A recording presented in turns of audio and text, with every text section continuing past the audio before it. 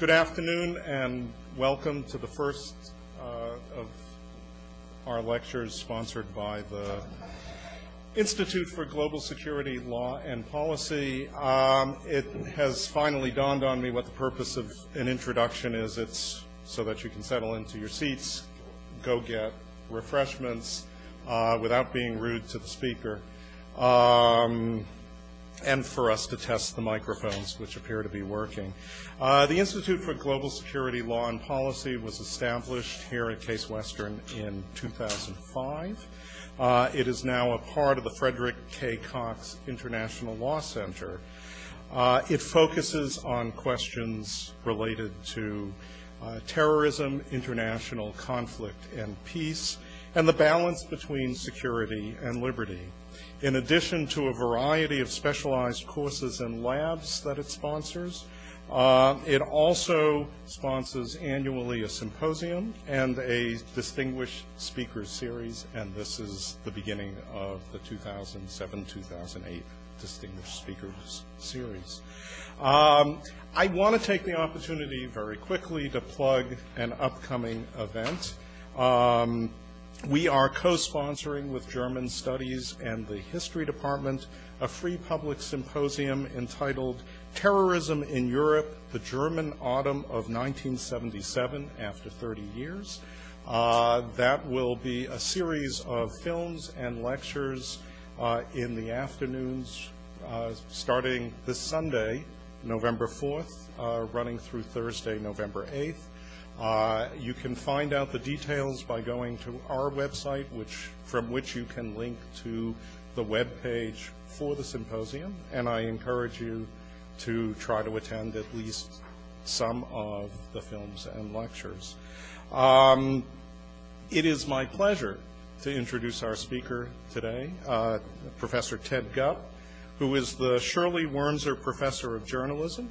Ted has been an active journalist and teacher of journalism for over 25 years, a former staff writer for the Washington Post and Time magazine, and a writer who has published in any number of other major newspapers and magazines. He is the author of, and this is how I first came to know him, the Book of Honor, Covert Lives and Classified Deaths at the CIA, which was named the Book of the Year by investigative reporters and editors in 2001, and was a finalist for the J. Anthony Lucas Book Prize. He's also been a finalist for the Pulitzer in National Reporting, and the recipient of the George Polk Award, the Worth Bingham Prize, and the Gerald Loeb Award. His biography goes on and on, but I don't want to waste your time. I will tell you that amongst his academic travels, he also happens to be a graduate of this law school. Most recently, he's the author of a terribly interesting and important book that looks at our obsession with secrecy, not only on the part of government, but also corporations and educational institutions, called Nation of Secrets, The Threat to Democracy and the American Way of Life. And he will be speaking specifically about issues of secrecy and national security today. And without further ado, I give you Professor Ted Gupp.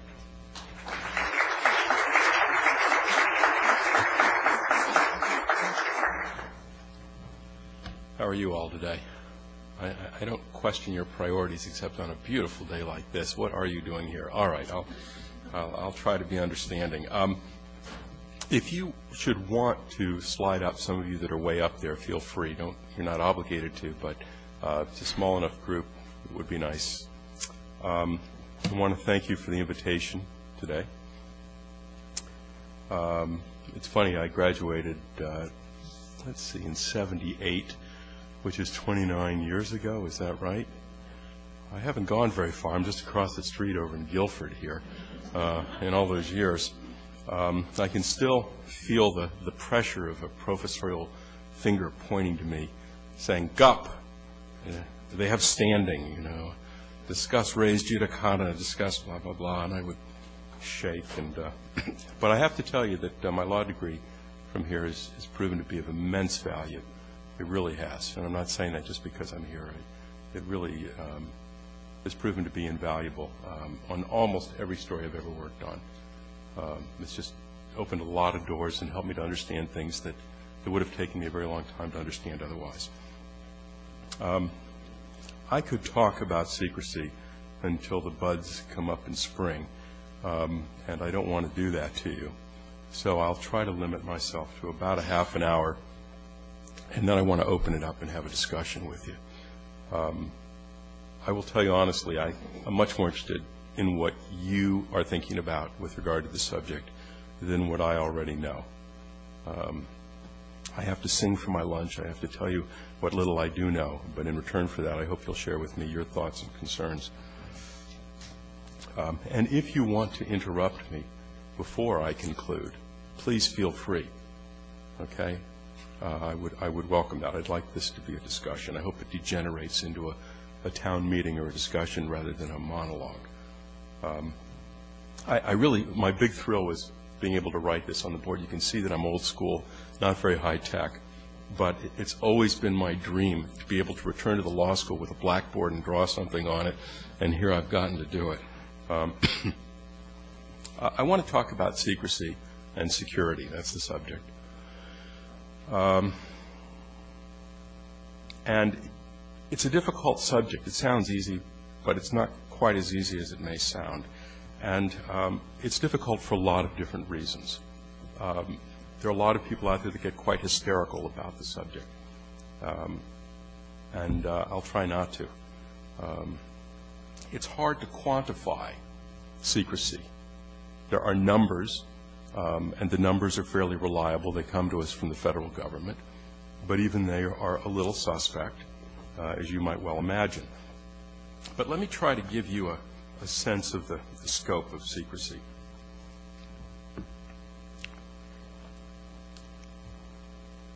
Now, the figures on the number of secrets, this is not really the number of secrets, the number of times that the stamp of secrecy has come down in a given year since 1997 has much more than doubled.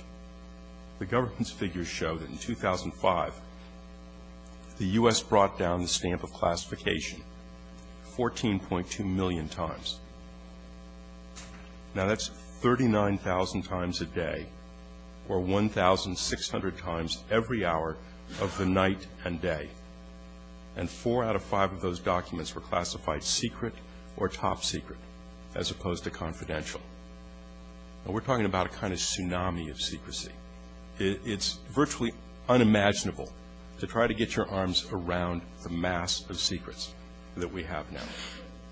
And I would bet that of those 1,600 secrets per hour, not one will tell you where bin Laden is hiding, or where he may strike next, or any one of a number of very pressing issues.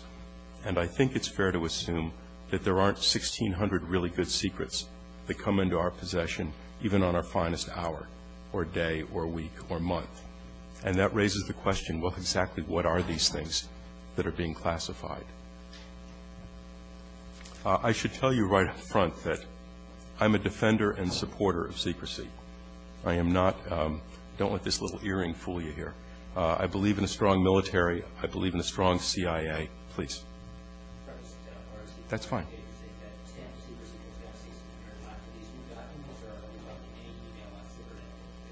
Excellent question. Excellent question.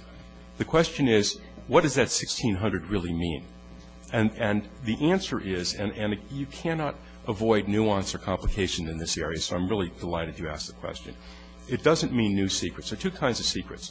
One is original classification authority. The other is derivative. Derivative tracks the flow of existing secrets, so that if you have a document that includes a secret, it becomes classified, and that's one of those stamps of secrecy. The vast majority of that 1,600 per hour represents derivative classifications. And one of the things that spawned that tsunami is the Internet that the military uses. Because it used to be they'd get on a STU, a secured telephone unit, and talk on the phone, that wouldn't generate a classification. But if you send an email, it does. Does that answer the question to some degree?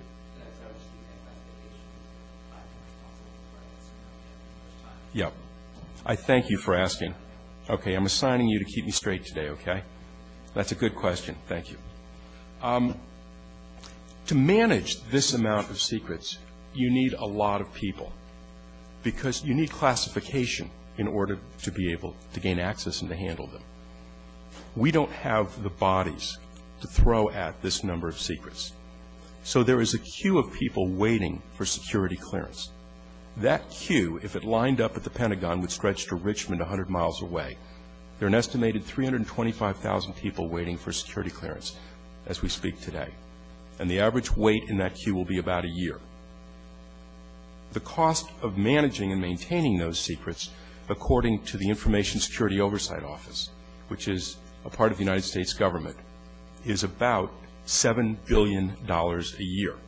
That $7 billion goes for safes, it goes for shredders, it goes for chemical disposition of documents, it goes for training of classification people, background checks, and clearances. $7 billion, to put it in perspective, is about the budget of the entire budget of the Environmental Protection Agency. So secrets do not come cheap. Now, I want to try today to offer an explanation as to why we have so many secrets now. We've had secrets before. We've always had secrets. Every nation has had secrets. But why so many secrets now? And this little primitive thing up here is my feeble attempt to explain it, and I will go through this. Now, we start here with the natural impulse. That is, everything on this side is pushing towards secrecy. And everything on this side is a check or balance against excessive or obsessive secrecy. That's why the arrows are headed this way and that way. Okay, so let's start with this one, natural impulse. It's a simple fact of life that everyone who has power gravitates towards secrecy. Almost everyone that has power does not invite accountability. They do not like to be held answerable. Even Lyndon Baines Johnson, who signed the Freedom of Information Act in 1966, basically held his nose before he signed it. He didn't want to sign it. He was pretty much coerced. If you want to find a politician who supports transparency, find one who just retired or was defeated, because that's about the only kind of politician that supports it. So natural impulse always pushes towards secrecy. 9/11 does not need a lot of explanation, but we are going to elaborate a little bit on its impact on secrecy. But 9/11 turned out to be a sort of accelerant in the hands of an arsonist. That is, added to the natural impulse, it fueled a massive expansion of secrecy, and we'll look at how that played out. I would argue this is not a Republican phenomenon. It is not a Democratic phenomenon. It has nothing to do with partisan politics. It has to do with power, and it has to do with the checks on power or the absence of those checks. It is not unprecedented in the sense that we've always had secrets, but the scope and dimension of this secrecy may very well be unprecedented. So, you know, if you look at the fires in Southern California, hell of a transition, eh? If you look at those fires, you say, well, why are there so many fires? We had an arsonist. Well, that doesn't explain it alone. You also had the Santa Ana winds. You had a drought preceding it. You had a confluence of events, and in the prevailing cliche of the day, you had a kind of perfect storm set up. That's exactly what you've got in the realm of secrecy today. You've got a perfect storm. You've got a confluence of events which together have conspired, the events, not the people, to create an explosion of secrecy. 9/11, let's look at that first, really redefined issues of secrecy and national security. You've heard 9/11 changed everything, but indeed it did. In what way? Well, specifically, the traditional domain of secrecy was the military, the Pentagon, and the 16 entities that come under the rubric of the intelligence community, the CIA, the DIA, the service branch intelligence units, etc. But 9/11 changed the meaning of security and the scope of it. because we went from a military target to a target of civilian infrastructure. Now, you all know that. You know that the buildings that were hit, with the exception of the Pentagon, that the towers were civilian targets. But the implications of that are far-reaching, because suddenly everything became a target. Our entire infrastructure, bridges, airports, highways, railways, ports, chemical storage units, nuclear power plants, electrical grids, everything became a potential target. And because of that, the notion of secrecy that had been attendant to security issues migrated along with the new definitions of targets, so that all the entities that came in contact with these infrastructure targets suddenly became dragooned into the net of security and secrecy. All of the utility companies became deputized to handle issues of secrecy.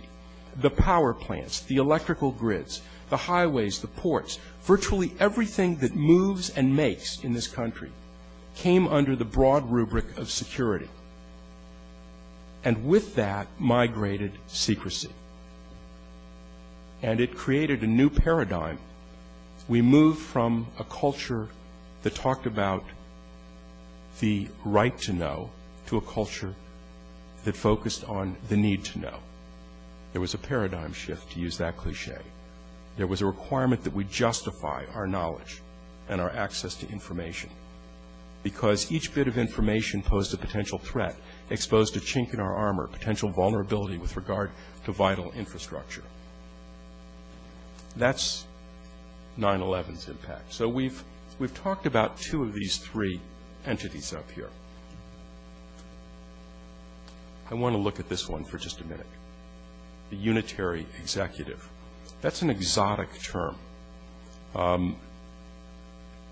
But it also, like the Santa Ana winds, whipped the fires of secrecy dramatically. This term, unitary executive, unitary, taken by itself, is not an exotic word. It means one, single. Executive means just what it says, executive, single authority. But it's how it's applied in this context. And for this, I have a little button, and I took it off earlier, but I can at least show you. Let's see here. Here it is. Somebody gave this to me at the University of Indiana University some time ago. It says, history is everything. To understand the unitary executive, you have to go back to the 1970s. There were two major events then which set in train these things. One was Watergate, which spawned a slew of reforms. Whenever you use the word reform, you're well advised to put in quotes, but they were widely touted as reforms. And what they did, to some significant degree, was they cut back on the authority of the executive office and enhanced the oversight to which the president was held. And so the Watergate reforms reduced the stature of the presidency in the eyes of some. The second event was a series of hearings into the CIA and alleged and confirmed misdeeds, attempted assassinations, coup attempts, all kinds of shenanigans. And they spawned the Church hearings and the Pike hearings. And what that did was it dramatically curtailed the CIA's activities and created oversight over them, which further reduced the potency of the presidency, because the CIA is the unseen arm of diplomacy, the hand, the fingers, the tool of the president. Contrary to what you've heard about this rogue agency, it operates entirely at the mandate of the President of the United States. The CIA does almost nothing of a major way without his authorization through a finding, a directive. So you had a double reduction in the stature of the Oval Office. Now, among the people that were deeply concerned about these two developments were two folks in particular who were extremely patient, very bright, and willing to bide their time One of them was Donald Rumsfeld, and the other was Dick Cheney. And they both felt that the presidency had been diminished way beyond what was contemplated in the Constitution. And they waited and waited until the presidency of George W. Bush to help push the pendulum back to where they thought it should be, a greatly empowered presidency. And that is the unitary executive. Now, why is that pushing towards secrecy? Well, because if you believe in an empowered presidency, what is the quickest way of neutering or disabling opponents or those who would meddle? Secrecy. You starve the opposition of the oxygen of information, and you control them. And that is the role that secrecy plays with regard to the unitary executive. If Congress doesn't know what's happening, it can't conduct oversight. If the public doesn't know, it can't get involved. If the courts don't know. Secrecy is a very powerful instrument in the context of the unitary executive. Okay, so what I want to do now, I'm going to take my jacket off if I may. What I want to do now is shatter a few myths, and then I want to talk about why it is that we have so much secrecy. Because we have all these safeguards, right?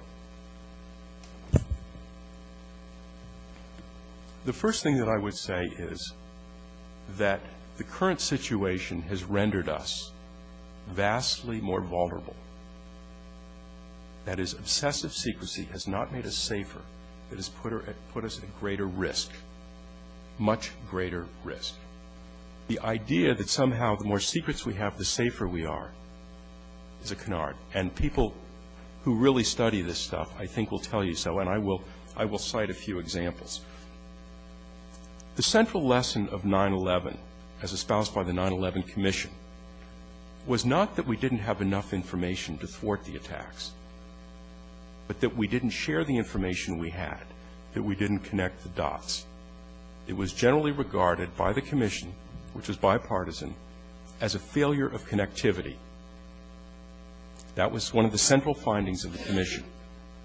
And so they attempted to foster what they call an information sharing environment. That environment has not come into being for the reasons that I'm going to cite in a minute. What we're dealing with is a culture of secrecy. The folks at the CIA hate that term. They will tell you they do not have a culture of secrecy. I will tell you they do. For example, if you work at the CIA, and it was founded in 1947, usually you meet your spouse at the CIA. So you marry someone who's at the CIA. And if you want to go to a social event, you can mix with ordinary folks, but you have to be constantly on guard. Questions that they ask could unravel a cover story. So you're naturally going to gravitate towards your own people because you don't have to be on guard. They know what questions to ask and what not to ask. And if you have kids and they grow up and they're teenagers and they reach their early 20s, one of the most common places they work for a summer job is the CIA. And we now have instances of second and even third generation CIA employees. It has emerged into a culture. Is that a bad thing? I'll leave that for you to decide. But it has ramifications because the first generation of CIA was civilian. Lawyers, doctors, scientists. They were rooted in our community, and they had and shared our values. But the CIA today is highly professionalized after 3 generations. The top is. The bottom that's out in the field is greener than ever. More than half the people at the CIA today were not at the CIA when George Bush was sworn in his first term. So you have a highly professionalized group at the top and a very green group in the field, the operatives. I want to tell you just a few things about the culture of secrecy because I think it helps explain this. If you work in government and you have a pile of documents on your desk and you've got to figure out, well, what am I going to read first? And you have documents that are marked nothing. They're not classified. And you have documents marked confidential. The documents marked confidential will go on top of the unmarked documents. If you have documents marked secret, they will tend to go on top of the confidential documents. And if you have top secret documents, they will command even more attention. And if you have sensitive compartmented information, code word only documents, you will naturally gravitate towards those first. People in the bureaucracy know that. So if you write something and you want it to get attention, there's an impulse to classify. No one has ever been penalized for overclassification, but people have been taken to the woodshed for underclassification. There's no reason not to classify if you're within the bureaucracy. When you have access to such documents, you are in the loop of power. When you do not have access to such documents, you are marginalized. You do not have access to power. Obviously, you want to be within the loop. The higher the classification, the more authority it confers upon the author. If you generate a document of the highest classification, it reflects a certain standing in the intel community or military community. Now, I told you before that we needed to go into this information sharing environment. You remember that after post 9/11? And there was a lot of talk about it. But the truth is that it was unfunded. It had one staffer, and the first director of information sharing left because he got no support. All he got was rhetoric. So, I want to read to you two things here. One, very briefly. This is, traditionally, secrecy has been vital to effective intelligence, but now secrecy is causing some of our most significant intelligence failures. That's this one sentence from this.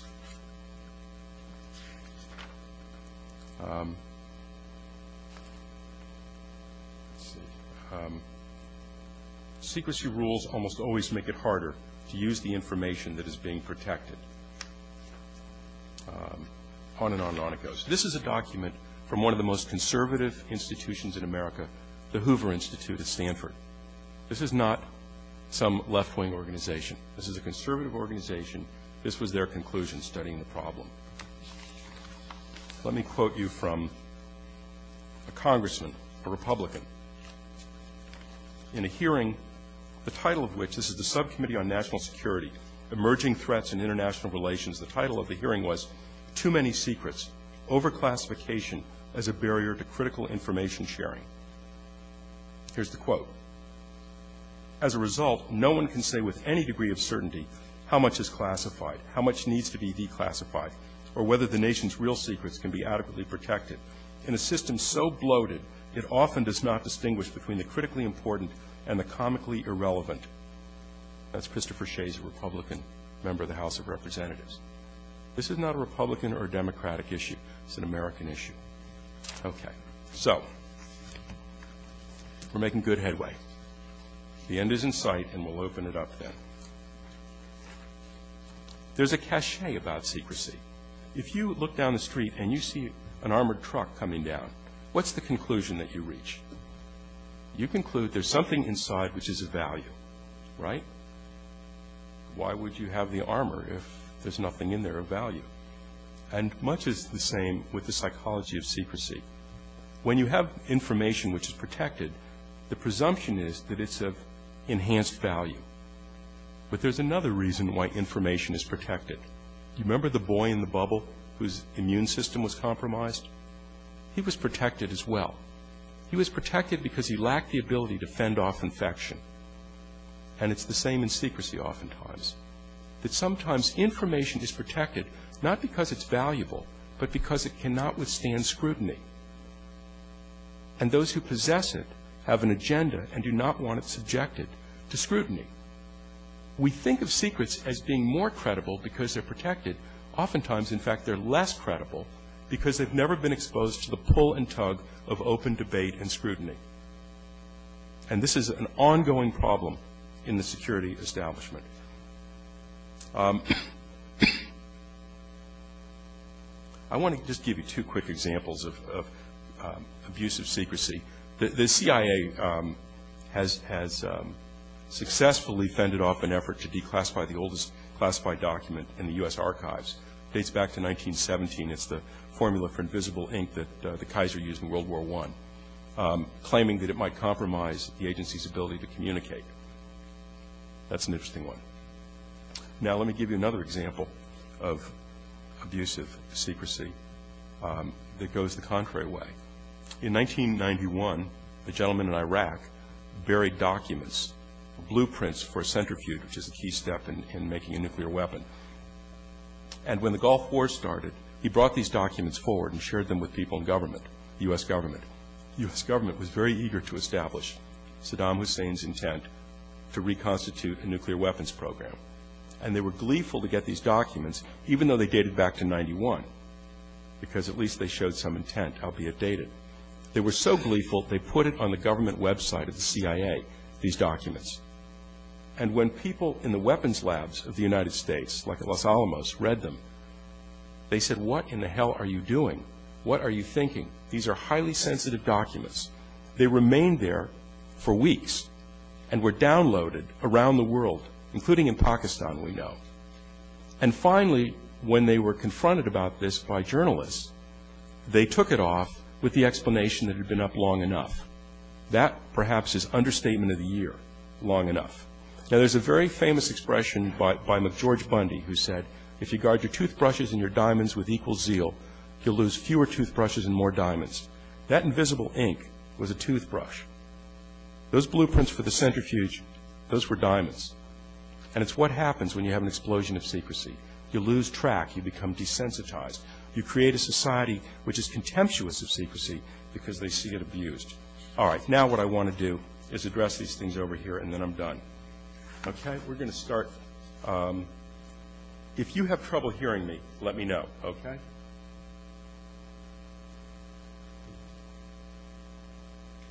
With the exception of 9/11 and unitary executive, we've always had national impulse towards secrecy. But we've had these to protect us from excessive secrecy, right? So let's look at I think. All right. So let's go to Congress first. Congress is one of the traditional brakes on excessive secrecy. It has an oversight function. But for years, we had one-party dominance in Congress, the Republicans. The Republicans were derelict in oversight. They held few hearings. The hearings they held related to secrecy were often closed door, and nothing came out of them. There was no oversight during those years. And the Democrats were at least as AWOL as the Republicans. They were terrified to challenge the administration for fear that they would appear to be unpatriotic or weak on defense. And so you had essentially collusion between Republicans and Democrats in scrapping hearings which would otherwise have been held. So Congress basically took a trust-me attitude. No oversight. We remove that brake. But let's go to the courts and law. Well, first of all, the courts, the Supreme Court, has a different composition. Alito, Scalia, Roberts, Thomas, that notion of unitary executive has a nice ring to them. A nice ring. And people in Congress, in the press, and elsewhere in society are very reluctant to take issues of excessive secrecy all the way up the chain of the courts, because they're deathly afraid they're going to establish an adverse precedent with that composition on the court. And so much of this did not go challenged there. We're going to take this out. And not to mention the suspension of habeas corpus, Guantanamo, rendition, the invocation repeatedly of the secrecy document, state secrecy, U.S. v. Reynolds, which is a case that I commend to your attention. It's the bedrock for invoking secrecy in this country, and it's a sham case, if ever there was one. I interviewed someone who was a party in that case, and it's deeply disturbing. It's the case that's cited whenever the government says you can't conduct a hearing on this because it will expose national security or compromises. And I'm going to erase law Forgive me for doing that in law school. I know that may offend some of you. But I'll tell you why. And I don't think I'm being unduly cynical here, but I do engage in realpolitik, and my life as a journalist, I don't look through rose-tinted glasses, to put it mildly. One of the things that I have come to conclude is that as much as I cherish the law is often predicated to a disturbing degree on the exercise of good faith by those under the law. And that if those subject to the law in government do not act out of good faith, but are contemptuous of due process and of the courts and of the laws, and if you have a Congress which is intimidated, and we'll get to the other entities here, that law can be effectively neutered. And there are many instances of it. The Freedom of Information Act was essentially eviscerated early on by the Attorney General, John Ashcroft.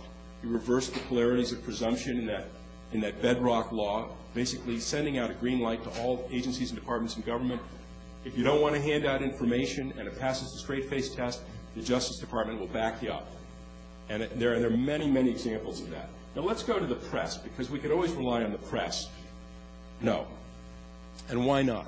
Well, first of all, because in the aftermath of 9/11, a lot of journalists were also afraid of appearing to be unpatriotic. And so they pulled their punches, not for a day or a week, but for years. And they basically bought the party line. The weapons of mass destruction was not an issue of Judith Miller alone. It was the entire New York Times and much of the major press.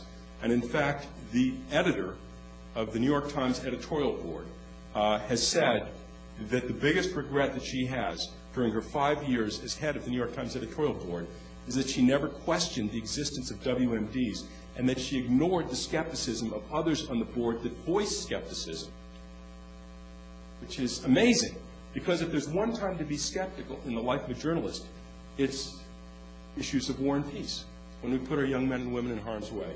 So we're going to take the press out of this mix. I think you're getting the picture here. And now we come to the vox populi. I had to put it in Latin because I endured 9 years of Latin. And so, you don't get every opportunity to display it. So the voice of the people, that's you, the citizens. And 9/11 scared the bejesus out of the citizens of this country. One person that I interviewed who's at the Congressional Research Service, who's a specialist in secrecy, he said that he felt like he was watching beetles rolling on their backs with their legs up in the air. That was his description of American citizenry post 9/11.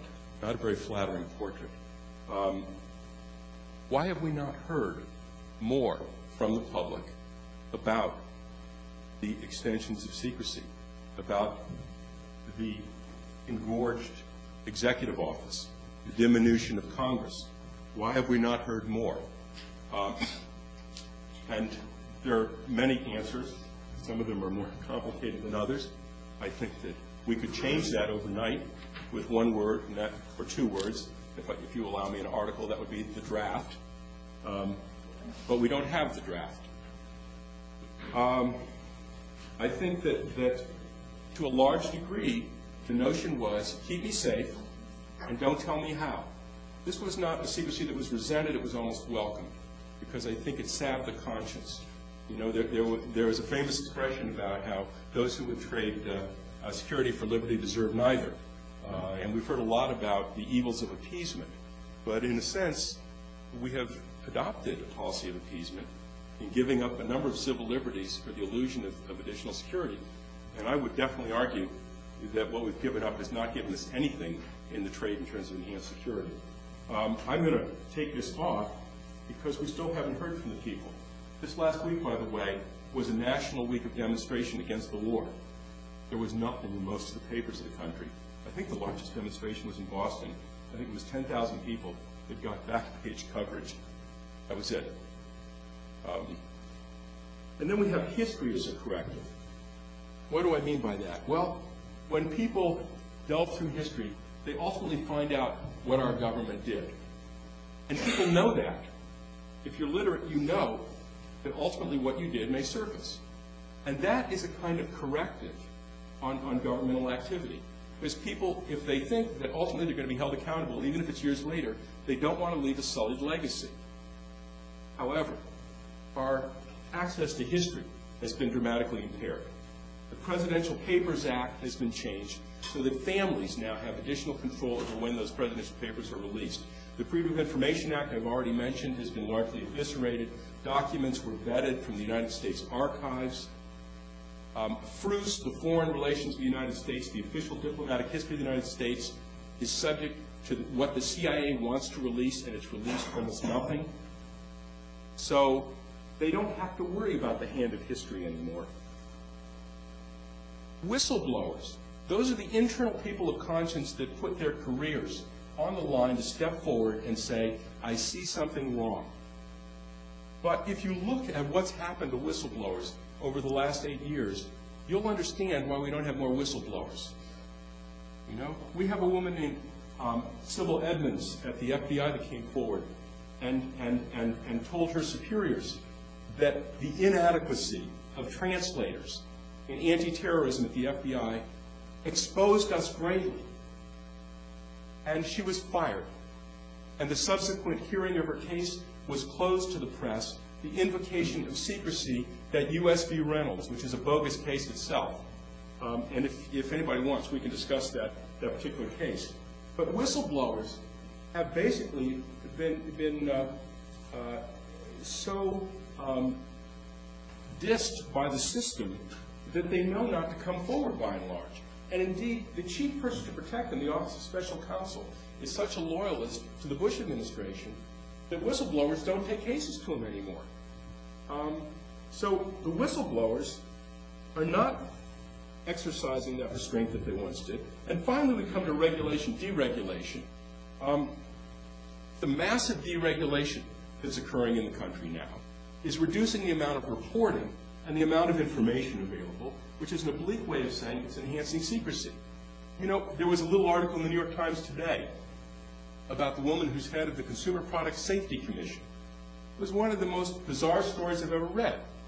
This is a woman who heads a federal agency who's pleading with Congress not to double her budget, not to give her more authority to crack down on abuses in the consumer realm. Why? Because she doesn't believe in that kind of regulation, and she wants it to remain weak. Reporting requirements have been reduced. Information availability has been reduced. And so what you've got is fewer and fewer checks on secrecy. And I'm going to remove this wall because I don't know anything that's holding it back, to be honest with you. Okay? That's where we are. Now, what I gave you just now is a gross oversimplification, a compression. I think it has some merit. There's a lot of opinion in what I said. God knows I can be wrong. And I'm happy to be challenged on it. But that's just an overview. So I'd like to open it up now for a discussion.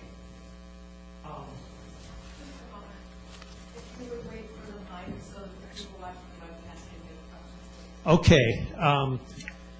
You were saying about the Vox Populi that you have not heard from the American people. Okay. Haven't the American people spoke loudly as to what they prefer by all of the demonstrations for peace that have come out? And isn't it true that the majority of the people have spoken out against this war, but that the voice of the people that has been spoken loudly doesn't get a chance to be heard or to be acted upon? The latest number that I have, this is from, let's see, this is from today. 26% approve of the way the president is handling the war, and 67% disapproved. So you have essentially two-thirds disapproving. But this is in response to a poll. Disapproval in response to a poll generates no political momentum. I mean, if that's all you had during the Vietnam War, we would still be over there probably. I mean, there aren't the feet on the street. I'm sure you're right that people do not support the war. But that doesn't generate the kind of political capital to dissuade people who are so firmly convinced of the rectitude of their positions. And it doesn't expose others in Congress to the belief that they're living on the precipice, politically speaking. I mean, it's easy to check a box on a poll or to respond to a pollster and say I'm for or I'm against. But that's not a high enough voltage, I think, to change foreign policy. And I'm not, you know, I think, to be honest, I think one of the central questions that keeps me awake at night, if I'm allowed to say that, a few years ago, in 2003, I was at the Harvard Kennedy School of Government for a semester. And we had this parade of really smart people come through there talking about different things. And I asked every one of them the same question, which was, you champion democracy, you do not champion elitism, you talk about your respect for the citizenry and their role in a democracy. How do you reconcile that respect with what you see in terms of silence now? And I never got a good answer. I never got a good answer. There's a long history of political theorists that try to deal with the issue of respecting the citizenry in the abstract and reconciling that with the conduct in the concrete. It's a difficult question, and I fear that I haven't met your question full on, but I think that's the best I can do on it. Go ahead and get into Reynolds a little bit. I agree that the underlying facts of Reynolds are somewhat challenged, and probably successfully, that they were a little bit weak in terms of what we were employing in terms of needing secrecy for the planes. If we were to change the Reynolds rule, the rule that came out of Reynolds, though, how would you change it, and if you would change it? Well, first of all, I'm sure that there are people in this room that are greater authority on Reynolds than I am. But Reynolds is based on a case about a B-29 bomber that crashed in '48 in southern United States. It was on a peaceful mission, had civilian engineers on board. Everybody was killed, and the widows of those engineers sued the federal government. And the case was thrown out because the government said that releasing information about the flight would compromise national security. The implication was quite clear that there was all kinds of classified activity involved or highly advanced avionics, and that we couldn't compromise with the release of information anything about the flight. And the daughter, 7 weeks old she was when her father was killed on that flight, years later, decades later, was online to surf in the web and discovered that the report about the flight had been declassified. And she went and got a copy of the report. And I don't think this is too strong a word, I think it's the word she used, to her horror, she found that there was nothing classified about the flight at all, but that the report contained information that said that the plane had been very poorly maintained, suggesting that it had contributed to its crash. And she felt that the government had basically defrauded the widows, had lied to the widows in invoking state secrecy and national security, when in fact it was a simple maintenance issue. And so she brought an action. And this was just a couple of years ago. She brought an action, and correct me, please. I have enough lawyers in the room. You know, don't stand on ceremony. Feel free to correct me. But my understanding is that her action was also defeated when the Solicitor General of the United States, Ted Olson, acknowledged that there was nothing secretive that he could find about the flight, but defended the decision, saying, but there could have been. And that is not the strongest basis that I know of for invoking state secrecy. There are real reasons to invoke state secrecy, but they should be predicated exclusively upon a showing of grave national harm, and nothing less, because otherwise you paralyze the entire judicial process, which is exactly what you've done. People that have been rendered extraordinary rendition taken overseas and tortured, they can't hear their claims because of Reynolds and the invocation of state secrecy. I think that's a travesty. I think it undermines faith in our whole system. And I've talked to some of those folks, and they feel as though our system is bankrupt. And it's hard for me to come up with words of comfort or consolation given what they've endured. So that's my take on that case. Is there anybody that wants to elaborate on that case or counter or oppose what I said about it? No. Okay. Please. What about Hamden versus Rumsfeld? It's like, does Hamden versus Rumsfeld set a new precedent or stare decisis in this, as opposed to Reynolds? And in what way? Well, it's because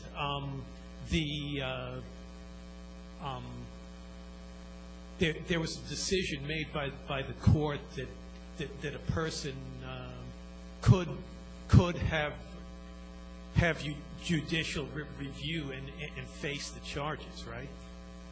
That's my understanding, but I haven't read the case in a long time, so I don't feel comfortable discussing it, except that it also involved a good bit of invocation of secrecy.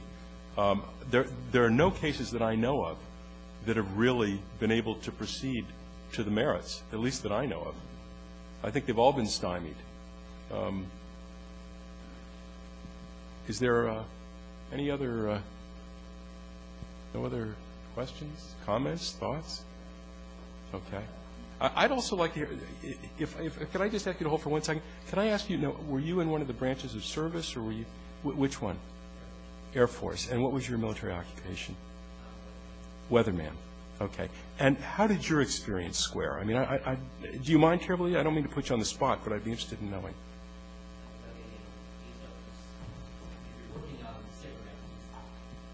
If you're working on CIPRNet, which is the classified internet essentially, right, and especially when dealing with emails, you just have the option of classifying things, and it's just natural with the trend of email. You've got a whole chain that goes back and forth. So even if what you're discussing could be, let's grab lunch, down that chain, or just because the code word and whatever being discussed, somewhere in there's classified material. There's a huge proliferation of things that are marked secret electronically just because of that, or they're on the classified network and therefore has some level of classification. So, my experience, mostly related to operations, a lot of what we're dealing with had very reasonable need to be classified. There are methods, sources being protected, ongoing operations. But at the same time, I know people at military graduate schools where they will do everything they can to avoid writing a classified thesis because it's just add hours to their workload, so they can only write it in certain secure areas. They need to get on specific networks. Everything they do is protected. Don't forget your question. Okay. There's another thing that this opens up to, and that is the use of technology in secrecy. Because we all think of the information age, but the information age has spawned the security age as well, to counter the potential for loss through computers and internet. For example, I had a 4-star general tell me that it used to be that when they sent material, they would discreetly isolate a paragraph and mark it classified within a document, but that the formatting using the military's internet, the formatting of header and footer makes it easy and a kind of default position to classify the whole document instead of discreetly. That now the vast majority of these documents are classified in toto instead of selectively, which makes it much harder to know what's going on. I don't know if that squares with your experience. There are some papers that are published electronically. They're only available on the classified side. But if you were to print them out, it's annotated what's classified and what's not. So you can then share in print form, or if you want to retype, rescan, whatever, everything but the classified elements. That's fine. I've had that with stuff I brought from downrange where I made sure all I had, and I had embedded, was the unclassified. It was printed on classified systems. But the paper's not going to carry it. I want to just point out one other use of technology of this sort, and then I want to take your question. You might find this interesting, those of you that are lawyers or aspiring lawyers. One of the things that I found was related to the federal court system. And because about a third of my book is national security, 2/3 is civilian side of the equation in secrecy. And so I did a lot of interviewing in the federal court system, and one of the things I found was that they have a software system to access federal cases, civilian cases. And this is the gateway for 26 million cases. So as you probably know, in the federal system, the number of cases that actually go to a jury trial is negligible, almost non-existent. It's 1.3%, I think, was the most recent number. And so under alternative dispute resolution, you have an awful lot of cases which are shunted through a variety of different means of resolution, which produce an awful lot of sealed settlements. If you know the style, the case name of those cases that are sealed and settled, and you want to write about them or research them, you can put them into this software system that the federal court uses universally across the system. But here's what happens. If that case has been settled and sealed, it is set on a default position to spit back to the inquirer, no such case exists. Now, that case does exist, but they don't want you to know it does. And there are actually memos that I have written by those that administer the federal courts that say, we're adopting this system because we don't want to encourage press inquiries and other litigators from learning about the disposition of these cases. Now, I wouldn't call that a model of integrity and transparency on the part of the court system. That's how secrecy and how technology together can really blunt efforts at transparency. Please. Okay. I heard a lecture this summer by a lawyer at the National Counterterrorism Center, and she is working closely with the Director of National Intelligence, and my understanding is toying with the idea of getting rid of the old phrase, need to know, and moving to a different phrase. What that phrase will be was of some contention. If you were an advisor for the Director of National Intelligence, what would you advise him to change that standard to be, keeping in mind that you need to protect secrets at some point, but also to avoid stovepiping? Stovepiping is a term of art. It's a kind of vertical constraint that goes against the sharing environment of intelligence. Need to know is a compression of a whole lot of very complicated standards. There is no one standard in the country. In terms of classification, it varies from agency and department. I'm not trying to disparage your question. What was the question? If I were the National Director of Intelligence, an advisor, I want to think bigger, if I was the NDI, I would not worry about parsing the words and the jargon. He's got a much, much bigger problem that he's facing because he's riding herd over 16 rogue agencies. They are not working together. They don't have computers that are compatible, that can talk to each other. They have different standards of clearance. The CIA still uses a lifestyle polygraph. The Defense Department a security-based polygraph. In other words, at the CIA they ask, have you been guilty of infidelity? Have you smoked dope? Blah, blah, blah, blah. They don't ask that at the Pentagon. At the Pentagon it's more security-related. And so they don't recognize each other's clearances. They're not on the same page. When the National Director of Intelligence was asked to give his assessment about how well we've done in the sharing environment, he was asked by the Government Accounting Office, the GAO, which is the Congressional Investigative Arm. His response was, the GAO lacks authority to inquire into intelligence matters. That does not set an example for sharing in this environment. So I think really what needs to be done from the National Director's point of view is they have to redefine the culture. They have to reward conduct that they want to promote and not just pay it lip service. So I wouldn't worry so much about the need to know. I think it has to be a lot more sophisticated and a lot more profound in terms of its impact. So anyhow, I want to thank you all very much for taking this beautiful day to share it with me.